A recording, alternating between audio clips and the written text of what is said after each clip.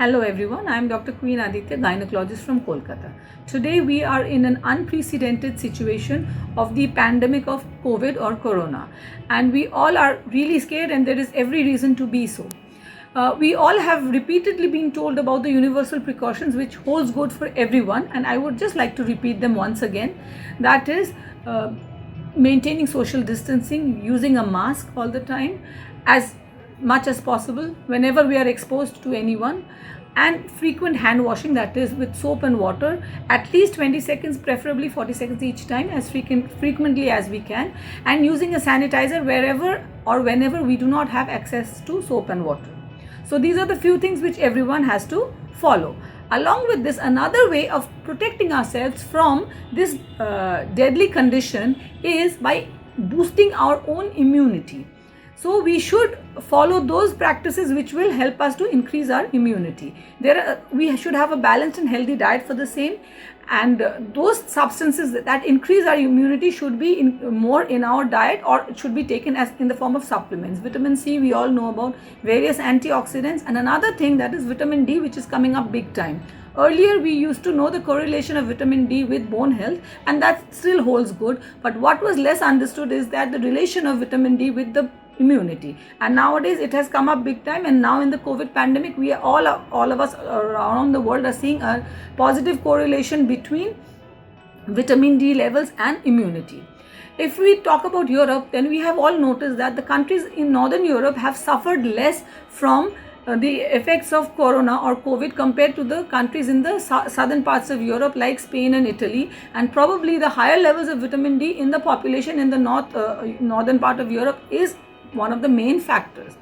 Now, it has been seen that people whose vitamin D levels are normal have contracted the infection much less compared to those who had lower vitamin D levels. Moreover, if people with vitamin D levels in the normal range have contracted the infection, the possibility of them getting into the serious stages, that is severe pneumonia, needing ICU admission, needing ventilator and all of that, is much less in those people whose vitamin D levels are well maintained compared to those who are suffering from vitamin D deficiency. So we can now safely conclude that vitamin D is important also for our immunity, to boost our immunity. Now, being a gynecologist, I'd like to speak about two phases of a woman's life which are very important. The first one is pregnancy. Now, in pregnancy, we all know that the vitamin D is required for the bone health, not only of the mother but also of the baby. Along with that, vitamin D has some other benefits, that is, it prevents gestational diabetes mellitus, it prevents preeclampsia and pregnancy-induced hypertension. It also prevents low birth weight babies and preterm delivery. So it has all of these effects, good effects as far as pregnancy is concerned. And today in the COVID pandemic, I can also say it will help a lot to boost the immunity of the mother, the expecting mother. So supplementation of vitamin D is required. In the first trimester, usually we do not give, but second trimester onwards, the RDA is recommended daily allowance is 400 units. We can give up to 2000 units per day, and this can be safely be given during pregnancy and also in lactation.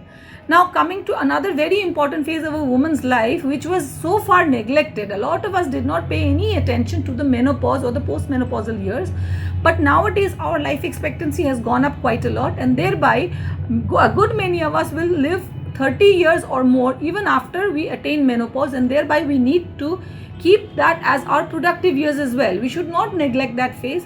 And a very important factor is that the estrogen hormone, the female hormone that is present in our system during the reproductive years, goes down after menopause, and thereby the protective effects of estrogen on various systems of our body is not there.